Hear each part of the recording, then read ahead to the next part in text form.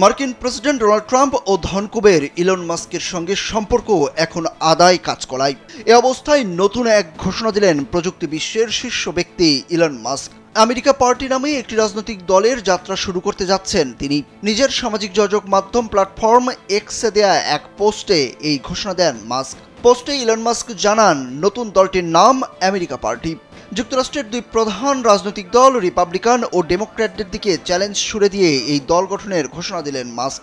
ট্রাম্পের সঙ্গে প্রকাশ্যে দ্বন্দ্বে জড়ানোর পরপরই রাজনৈতিক দল গঠনের ইঙ্গিত দিয়েছিলেন ইলন মাস্ক। ওই বিরোধের জেরে তিনি ট্রাম্প প্রশাসনের সঙ্গে সম্পর্ক ছিন্ন করেন এবং এক সময়কার মিত্রের সঙ্গে তীব্র বাকযুদ্ধে জড়িয়ে পড়েন।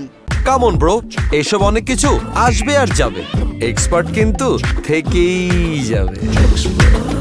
ওই দ্বন্দ্ব চলাকালে এক্সে মাস্ক একটি জরিপ চালান। সেখানে তিনি ব্যবহারকারীদের প্রশ্ন করেন, যুক্তরাষ্ট্রে একটি নতুন রাজনৈতিক দল থাকা উচিত কিনা।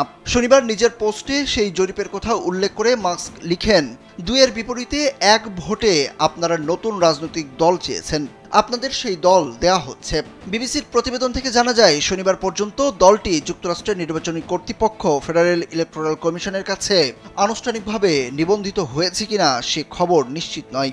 দলের নেতৃত্বে কে কে থাকবেন বা দলের কাঠামো কেমন হবে এ নিয়ে কিছুই জানায়নি টেসলার সিইও।